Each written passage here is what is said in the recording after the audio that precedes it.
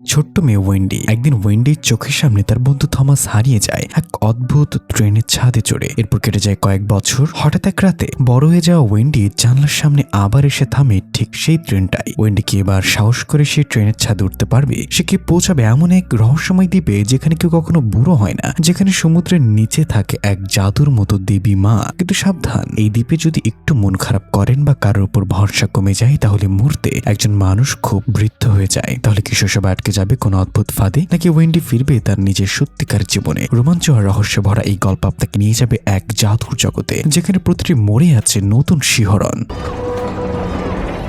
গল্পের শুরুতে আমরা মিষ্টি একটা ছোট্ট মেয়েকে দেখি, যার নাম ওয়েন্ডি। ওর মায়ের সাথে থাকে। ওয়েন্ডির বাবা নেই, ও তাই ওর মা সংসার চালানোর জন্য নিজেদের বাড়িতে একটা ছোটখাটো হোটেল চালায়। কিন্তু এই হোটেলের একটা আজব সমস্যা আছে। বাড়ির একদম গা ঘেঁষে রেল লাইন। যখনই ওখান দিয়ে ধরফর করে ট্রেন যায়, পুরো হোটেল থরথর করে কাঁপতে থাকে। অবস্থা এমন হয় যে রান্নাঘরের থালা বাসন পর্যন্ত নড়াচড়া করতে শুরু করে দেয়। এরপর আমরা থমাস নামের একটা ছেলেকে দেখি, যে ওই হোটেলে বসেছিল। আজ ওর জন্মদিন, তাই ও নিজের পছন্দের খাবারগুলো খুব আয়েশ করে খাচ্ছিল আর বেশ ফুরফুরে মেজাজে ছিল। থমাসের পাশে ওয়েন্ডির দুই ভাইও বসে খাচ্ছিল। ওরা সবাই আসলে খুব ভালো বন্ধু। মজার ব্যাপার হলো, ওয়েন্ডির ওই দুই ভাই যমজ, দেখতে একদম হুবহু এক, আর ওদের বন্ডিংটাও দারুণ। বাচ্চাদের দাদি সেখানে বসে কাস্টমারদের সাথে বেশ আড্ডা দিচ্ছিলেন। তিনি গর্ব করে বলছিলেন, আমার এই নাতিরা যখন বড় হবে তখন ওরাই এই হোটেলের হাল ধরবে। একজন হবে ওয়েটার আর অন্যজন বসবে ক্যাশ কাউন্টারে, সব টাকা পয়সা হিসাব রাখবে সে। এসব শুনে থমাসও নিজের মনে শখটা বলে ফেলল।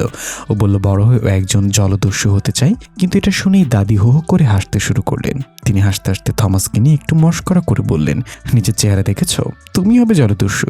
তুমি বড় হয়ে এই হোটেলের ঝাড়ুদার হবে, ঘর মোছার কাজ করবে। এই বলে দাদি ওকে পাত্তাই না দিয়ে হাসতে হাসতে সেখান থেকে চলে গেলেন। দাদির করা কথাগুলো শুনে বাচ্চাটার মন একেবারে ভেঙে চুরমার হয়ে যায়। ছোট মানুষ অত কিছু তো বোঝে না, শুধু বুঝলো তাকে অপমান করা হয়েছে। তার চোখে পানি চলে আসে, বুকটা অভিমানে ভরে ওঠে।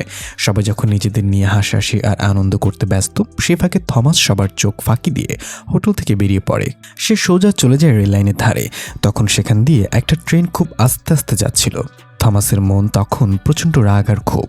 সে রেল লাইনে লাথি মারছিল আর ভাবছিল, কেন সবাই তার স্বপ্ন নিয়ে সব মজা ওড়ালো।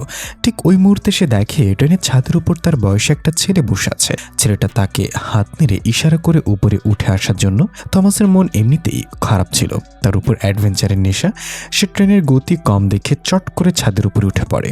এই পুরো দৃশ্যটা আড়াল থেকে দেখে ফেলে ছোট্ট পুতুলের মতো মেয়ে ওয়েন্ডি। সে অবাক হয়ে তাকিয়ে থাকে।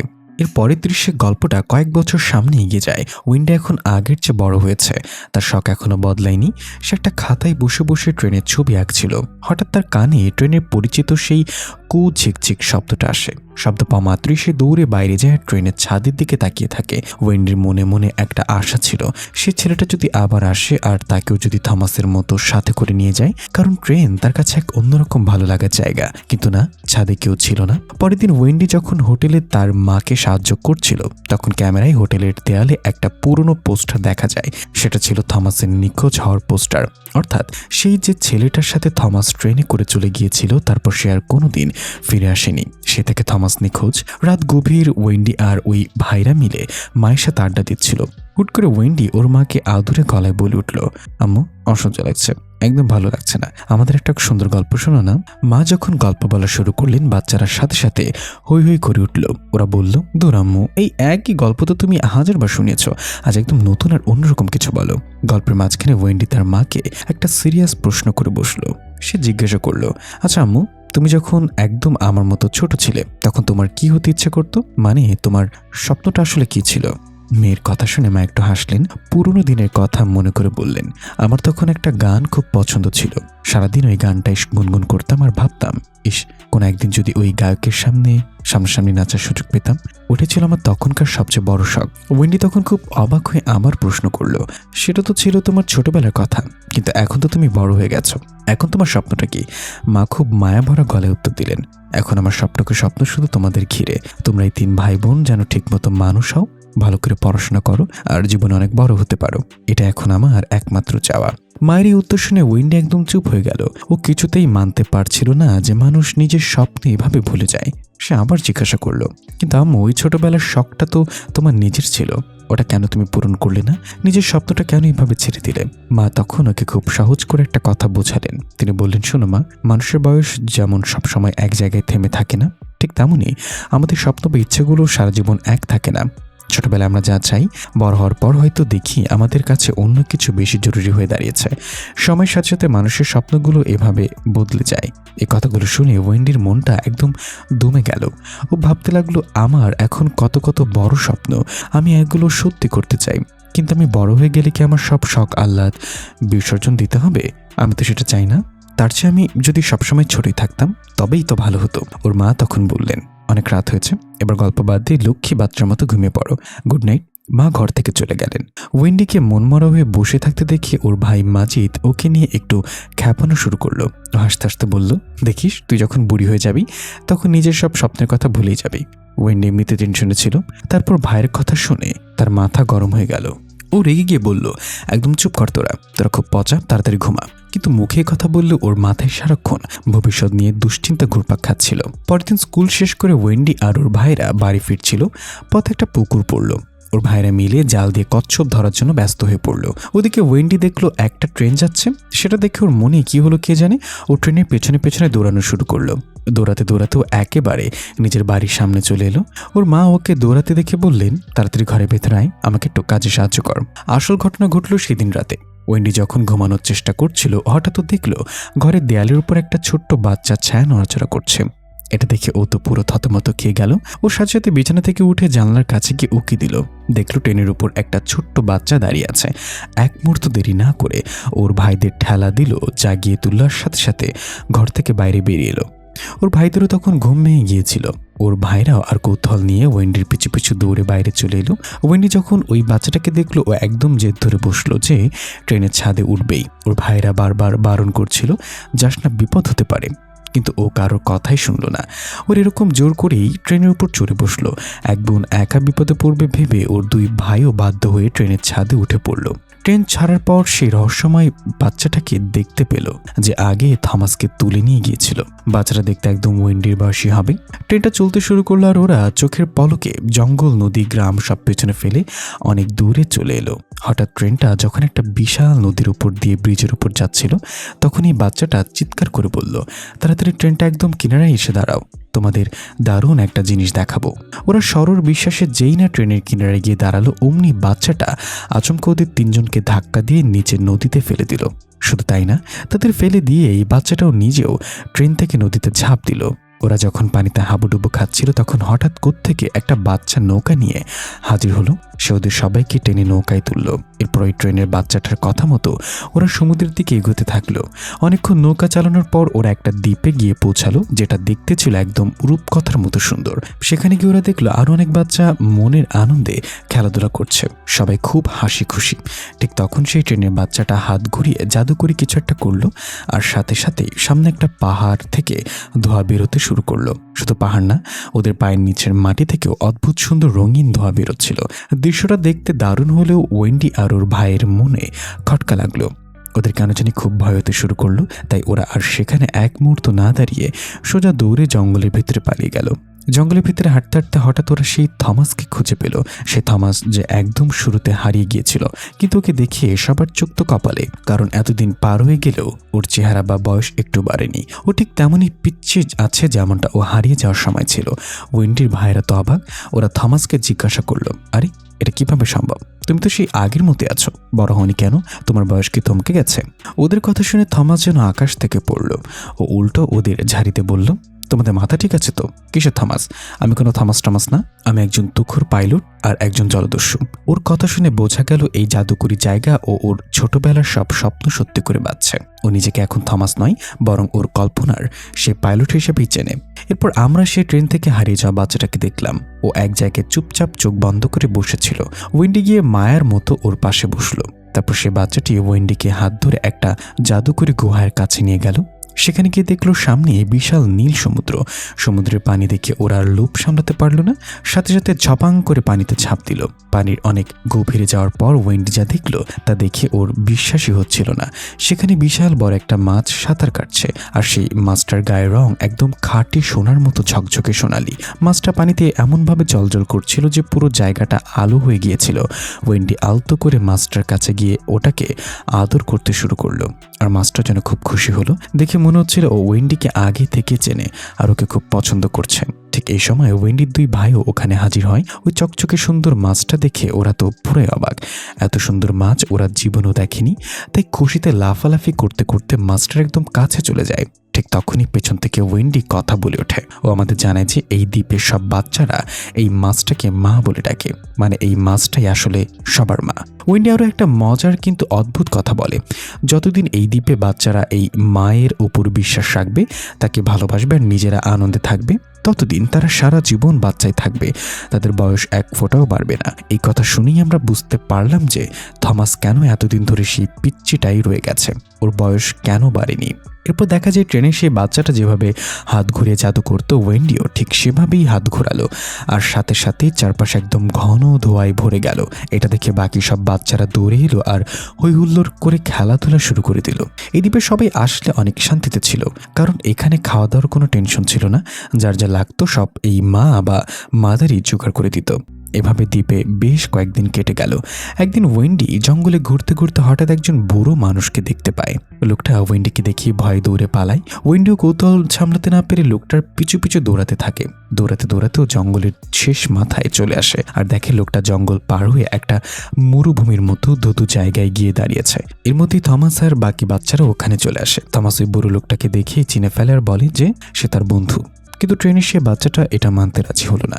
ও তাচ্ছিল্য করে বলল, ধুর, এটা তো তোমার বন্ধু হতে যাবে কেন? ও যদি সত্যি তোমার বন্ধু হতো তাহলে কি ওর চেহারা এত কুৎসিত আর বুড়ো হতো? ঠিক সেই মুহূর্তেই বুড়ো লোকটা ঘুরে দাঁড়ায় আর জানে যে সে আসলে থমাসের সে হারিয়ে যাওয়া বন্ধু। এটা দেখে ওয়েন্ডি তো পুরো অবাক। সে থমাসকে জিজ্ঞাসা করলো, তোমার বন্ধুর এই হাল কেন? সে এত অল্প বয়সে একদম বুড়ো মানুষের মতো হয়ে গেল কেন? থমাস তখন আসল রহস্যটা ফাঁস করলো। সে বলল, এই দ্বীপে থমাসের এক বন্ধু মারা গিয়েছিল। সে শোক সহ্য করতে না পেরে থমাসের এই বন্ধুটা মাদার এর উপর বিশ্বাস হারিয়ে ফেলে, আর যে বিশ্বাস উঠে গেছে অমনি জাদুর মতো সে হু হু করে বুড়ো হতে শুরু করেছে। এরপর ওয়েন্ডির ভয়েস ওভারে একটা কথা শোনা যায়, যা এই দ্বীপের আসল সত্যি। সে বলে, এই দ্বীপে চিরকাল বাচ্চা হয়ে থাকার একটাই নিয়ম, আর তা হলো মনে কোনো নেতিবাচক বা খারাপ চিন্তা আনা যাবে না। যদি কেউ ভয় পায়, মন খারাপ করে বা অবিশ্বাস করে, তবে থমাসের বন্ধুর মতো সেও মুহূর্তে বুড়ো হয়ে যাবে। কিছুদিন পর ওয়েন্ডির দুই ভাই সমুদ্রের মাঝখানে একটা বিশাল জাহাজ দেখতে পায়। কৌতূহল সামলাতে না পেরে তারা জাহাজটা দেখার জন্য পানিতে নেমে পড়ে। সাথে ওয়েন্ডিও যায়, কিন্তু হঠাৎ একটা বিপদ ঘটে যায়। জাহাজের একটা ভারী দরজার সাথে ধাক্কা লেগে ওয়েন্ডির এক ভাইয়ের মাথা ফেটে যায়। প্রচুর রক্ত বেরোতে থাকে আর সে পানির নিচে জ্ঞান হারিয়ে ফেলে। সবাই ভেসে উঠলেও সে আর উপরে আসতে পারে না। ওয়েন্ডি আর তার অন্য ভাই বারবার পানিতে ঝাঁপ দিয়ে ওকে খোঁজার চেষ্টা করে, কিন্তু কোথাও চিহ্ন পাওয়া যায় না। শেষে বাকি বাচ্চারা এসে ওয়েন্ডিদের টেনে পানি থেকে তোলে। হারিয়ে যাওয়া ভাইয়ের জন্য অন্য ভাইটা খুব কান্নাকাটি করছিল। সে পাগলির মতো আবার পানিতে যেতে চাচ্ছিল তাকে বাঁচাতে, কিন্তু ট্রেনের সেই বাচ্চাটা তাকে থামিয়ে দিয়ে বলল, এত টেনশন করছো কেন? মাদারের উপর ভরসা রাখো, মাদারের দয়ায় তোমার ভাইয়ের কিচ্ছু হবে না, সে ঠিক ফিরে আসবে। ওয়েন্ডির ভাই মনে মনে একদম ভেঙে পড়েছিল। ওর শুধু বারবার মনে হচ্ছিল অত বড় চোট পাওয়ার পর ওর ভাই নির্ঘাত সমুদ্রের তলে ডুবে মারা গেছে। এই যে ওর মনের অবিশ্বাসের দানা বাঁধল আর ওর দুশ্চিন্তা আরও শুরু হলো। অমনি ওই জাদুর দ্বীপের ম্যাজিকটা উল্টো কাজ শুরু করলো। দেখা গেল ম্যাজিকের প্রভাবে ওর হাতের চামড়া কুচকে একদম বুড়ো মানুষের মতো হয়ে গেছে। ওয়েন্ডি হুট করে এটা দেখে ফেললো। ওর ভাই ওকে কড়াভাবে মানা করে দেয় যাতে এই বুড়ো হওয়ার কথা সে কাউকে না জানায়। পরদিন এক কাণ্ড হলো, ওয়েন্ডির ভাই ট্রেনের ওই বাচ্চাটার তলোয়ারটা চুরি করে পালালো। জানাজানি হতে সবাই মিলে ওর পিছু নিল। শেষমেশ ট্রেনের সেই বাচ্চাটা ওকে ধরে ফেললো আর তলোয়ারটা কেড়ে নিল। তখনই আসল সত্যিটা বেরিয়ে এলো। ওয়েন্ডির ভাইও তলোয়ার দিয়ে নিজেকে কুচকে যাওয়া বুড়ো হাতটা কেটে ফেলতে চেয়েছিল। সে কান্নাকাটি করে বলতে লাগলো, আমি সারা জীবন বাচ্চাই থাকতে চাই, কোনোদিন বুড়ো হতে চাই না। তোমরা দয়া করে আমার এই বুড়ো হাতটা কেটে ফেলে দাও। ওর অবস্থা দেখে আর কোনো উপায় না পেয়ে ট্রেনের ওই বাচ্চাটা সত্যি সত্যি তলোয়ার দিয়ে ওর হাতটা কেটে দিল। ব্যথায়ও একদম কুকড়ে যাচ্ছিল। ওয়েন্ডি ওর ভাইয়ের এই জানলিয়া কষ্ট আর সহ্য করতে পারছিল না। ও ভাবলো কোনো বড় মানুষের সাহায্য দরকার, তাই ও দৌড়ে গেল থমাসের সে বয়স্ক বন্ধুটার কাছে। সেখানে আরও অনেক বুড়ো মানুষ জড়ো হয়েছিল। তারা সবাই মিলে অনেক খাটাখাটনি করে ওয়েন্ডির ভাইয়ের হাতের চিকিৎসা করলো। পরদিন সকালে ওয়েন্ডি এক অদ্ভুত দৃশ্য দেখল। ও বুড়ো মানুষগুলো সাগর থেকে ঝাঁকে ঝাঁকে মাছ ধরছে ঠিকই, কিন্তু সেগুলো নিজেরা খাচ্ছে না, বরং এদিক ওদিক সব ছুঁড়ে ফেলে দিচ্ছে। ওয়েন্ডি অবাক হয়ে জিজ্ঞাসা করলো, আপনারা যদি মাছ নাই খান তাহলে শুধু শুধু এদের কেন মারছেন? তখন এক বুড়ি উত্তর দিল, আরে আমরা তো মাছ ধরছি না, আমরা তো আসলে মাদারকে ধরার জন্য টোপ দিচ্ছি। তাদের বিশ্বাস ছিল যদি কোনোভাবে ওই মাদারকে মেরে তার মাংস খাওয়া যায় তবে তারা আবার জোয়ান হয়ে যাবে আর ছোটবেলার মতো বাচ্চা হয়ে ফিরে যেতে পারবে। ওয়েন্ডির ভাই ততদিনে মাদারের ওপর প্রচণ্ড ক্ষেপে গেছে। ওর রাগ হওয়ার কারণ হলো মাদার ওর আসল ভাইকে বাঁচিয়ে ফিরে আনেনি। ও এখন এই বৃদ্ধদের সাথে হাত মিলিয়েছে। সে বৃদ্ধদের কুবুদ্ধি দিয়ে বলল, শোনেন, মাছ ধরতে যেমন টোপ লাগে মাদারকে ধরতেও তেমনই ওর বাচ্চাদের টোপ হিসেবে ব্যবহার করতে হবে। মানে বাচ্চাদের বিপদে ফেললেই মাদার তাদের বাঁচাতে আসবে আর তখনই মাদারকে কবজার করা যাবে। এই ভয়ানক প্ল্যান শুনে যখন সবাই ওয়েন্ডির দিকে তাকালো, ও বুঝলো এবার ওর কপালে দুঃখ আছে। তাই নিজের যান বাঁচাতে ও সেখান থেকে বহু দৌড় দিল। এদিকে ওই নিষ্ঠুর বুড়োরা অনেকগুলো বাচ্চা ধরে একটা জাহাজে তুলল আর সমুদ্রের মাঝখানে নিয়ে গেল, যাতে মাদারকে টোপ দিয়ে শিকার করা যায়। অন্যদিকে ওয়েন্ডি আর ট্রেনে সে বাচ্চাটা কোনো মতে লুকিয়ে সাগরে ঝাঁপ দিল। পানি নিচে যেতেই তারা এক অদ্ভুত ব্যাপার দেখল। মাদারের শরীর থেকে একটা রহস্যময় আলো বেরোচ্ছে। সে আলোর পিছু নিতে নিতে তারা এমন এক জায়গায় গিয়ে পৌঁছালো যেখানে কেউ যাওয়ার কথা ভাবতেই পারে না। সেখানে গিয়ে ওয়েন্ডি তো অবাক। ও দেখলো ওর সেই হারিয়ে যাওয়া ভাইটা এখনো বেঁচে আছে। ভাইকে ফিরে পেয়ে খুশিতে ওর চোখে জল চলে এলো। ও দৌড়ে গিয়ে ভাইকে জড়িয়ে ধরলো। এরপর ওরা তিনজন মিলে ঠিক করলো বাকি বাচ্চাদের বাঁচাতে হবে।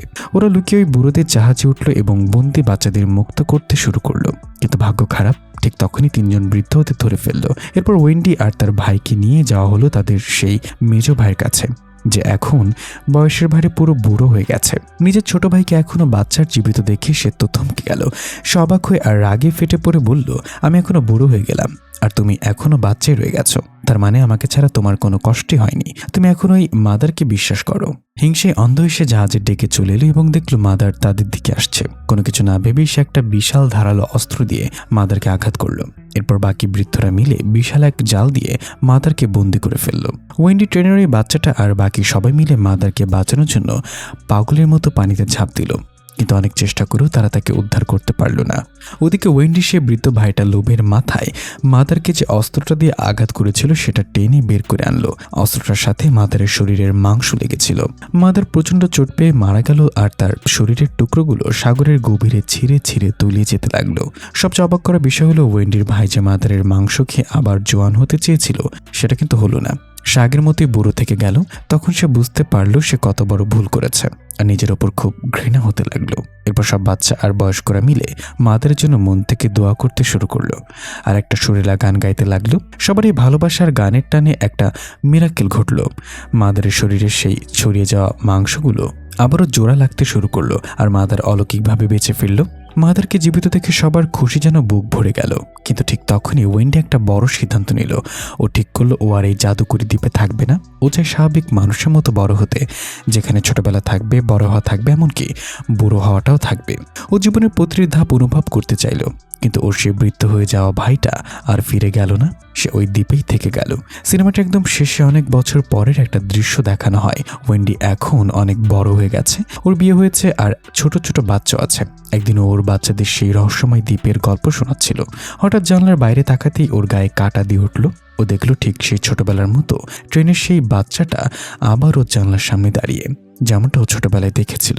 নিজে ফেলে আসা শৈশবকে এভাবে চোখের সামনে দেখে ওয়েন্ডি খুব ইমোশনাল হয়ে পড়ল। ওর চোখের কোণে পানি জমে গেলেও ঠোঁটের কোণে একটা প্রশান্তির হাসি ছিল। এই সুন্দর আর মায়াবী একটা অনুভূতির মধ্য দিয়েই গল্পটা শেষ হয়। প্রিভিয়ার্স, এই ছিল আজকের আমাদের মুভি। এতক্ষণ পর্যন্ত দেখার জন্য সবাইকে অনেক অনেক ধন্যবাদ। দেখা হবে পরবর্তী কোনো ভিডিওতে। আল্লাহ হাফেজ।